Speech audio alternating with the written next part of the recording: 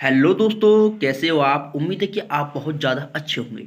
आज की इस वीडियो में जैसा कि आपने मेरा थंबनेल देख लिया हुआ कि आज हम किस विषय पर बात करने जा रहे हैं और किस तरह की चीज़ें होती हैं। तो मैं कहूँगा कि ये पॉलिटेक्निक वालों के लिए, जो भी पॉलिटेक्निक करना चाहते हैं मेरे भाई बहन, उनके लिए एक मास्टर वीडियो होने वाला है।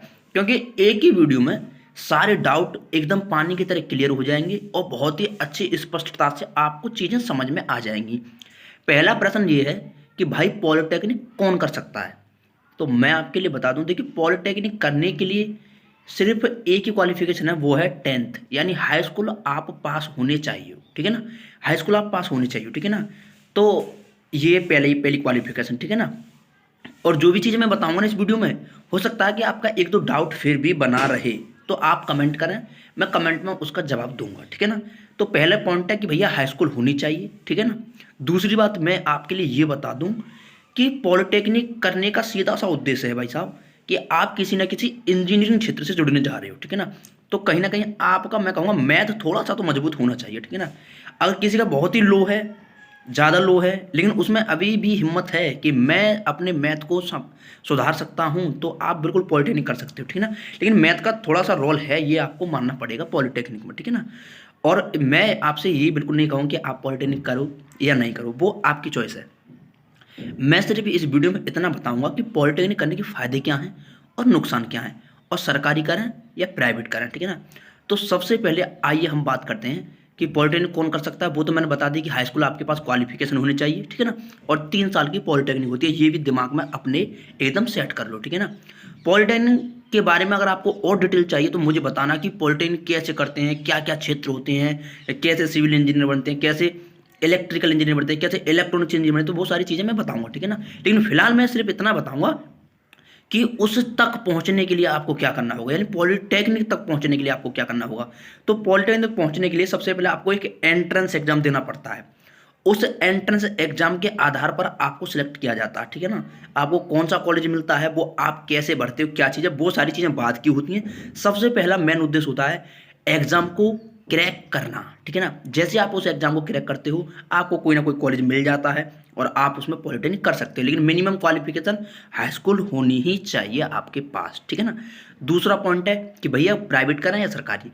मैं तो आपके लिए ये कहूँगा कि यदि आप एंट्रेंस क्रैक करने की हिम्मत रखते हो, ठीक है ना, तो आप गवर्नमेंट में नंबर आ सकता है, बहुत अच्छी बात है।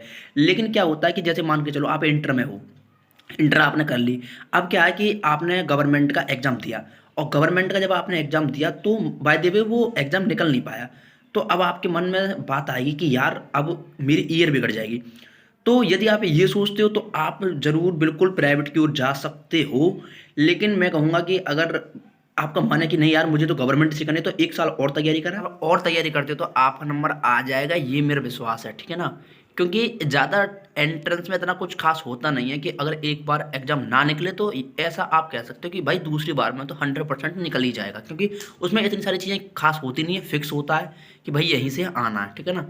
अब एक प्रश्न ज़्यादातर बच्चों के दिमाग में ये चलता है कि भैया जैसे मैंने हाई स्कूल की है, ठीक है ना, और एक बच्चे ने इंटर की है, तो वो भी अप्लाई हाई स्कूल से करता है और आप भी अप्लाई हाई स्कूल से कर सकते हो, ठीक है ना। तो उसमें क्या बेनिफिट हो सकते हैं, तो मैं आपके लिए बता दूं। जैसे मान के चलो आपने जो है 11 में मैथ लिया है, ठीक है ना, पीसीएम लिया है, ठीक है ना, फिजिक्स केमिस्ट्री मैथ वगैरह, तो आपके लिए आसानी होगी पॉलिटेक्निक करने में। क्यों होगी? क्योंकि वहाँ पर जो मैथ चलेगा आपके पॉलिटेक्निक में, वो 11 और 12 का चलता है, तो आपको आसानी हो जाएगी, क्योंकि आप तो 11 और 12 में पढ़ चुके हो ना, तो पॉलिटेक्निक में बहुत आसानी होगी। और जो भी फिजिक्स का लेवल है या फिर मैं कहूँ केमिस्ट्री का लेवल है, वो 11 और 12 का रहेगा आपके पॉलिटेक्निक में। जो जो चीज़ें पढ़ाई जाएंगी उसमें बता रहा हूँ, ठीक है ना। और लेकिन अगर आप सीधे हाई स्कूल से जाते हो तो आपको थोड़ी सी दिक्कत हो सकती है, क्योंकि आप पहली बार उन चीज़ों को देखोगे वहाँ पर। क्योंकि 11 तो आपने पढ़ी नहीं ना, 12 पढ़ी आपने, तो वहाँ पर आप कुछ चीज़ों को पहली बार देखोगे तो आपको थोड़ी सी ज़्यादा मेहनत करनी होगी, ठीक है ना, 12 वाले बच्चे की तुलना में, ठीक है ना। इतनी बातें आपको समझ में आ रही होंगी। एक सबसे बड़ा पॉइंट ये होता है कि कोई कोई स्टूडेंट क्या होता है मेरा भाई बहन, कि वो बायोलॉजी ले लेता है 11 में।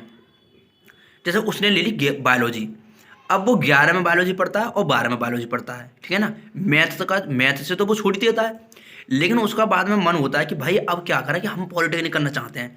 अब जब वो पॉलिटेक्निक में जाता है, मान लो उसने एंट्रेंस भी क्रॉस कर लिया, लेकिन जब वो पॉलिटेक्निक में जाता है तो उस बच्चे को थोड़ी सी परेशानी होती है, क्योंकि वहाँ पर मैंने फिर बता रहा हूँ कि मैथ 11 का और 12 का आता है। तो आपको दिक्कत हो सकती है, क्योंकि आप तो बायोलॉजी क्षेत्र से जुड़े थे ना। तो बायोलॉजी का तो ये समझ लो पॉलिटेक्निक में भाई साहब कुछ भी रोल नहीं है। एंट्रेंस से लेकर लास्ट तक, जब तक आप पॉलिटेक्निक करोगे बायोलॉजी तो एकदम खत्म मानो, ठीक है ना। लेकिन सबसे ज़्यादा जो रोल रहता है वो मैथ का रहता है और फिजिक्स का रहता है। मैं कहूँ केमिस्ट्री का हाँ एक मतलब मिल जाएगी थोड़ी बहुत केमिस्ट्री, लेकिन मैथ और फिजिक्स का सबसे अच्छा रोल रहता है उसमें जो है आपके पॉलिटेक्निक में, ठीक है ना। तो ये सारी जानकारी थी पॉलिटेक्निक से संबंधित। अगर आपका कोई क्वेश्चन है तो आप कमेंट में करें, मैं उसका जवाब दूंगा। यदि आपको और सेपरेट वीडियो और डिटेल में चाहिए तो मुझे बताना, मैं नेक्स्ट वीडियो इसी टॉपिक पर दोबारा से और थोड़ी सी डिटेल करके बताऊंगा।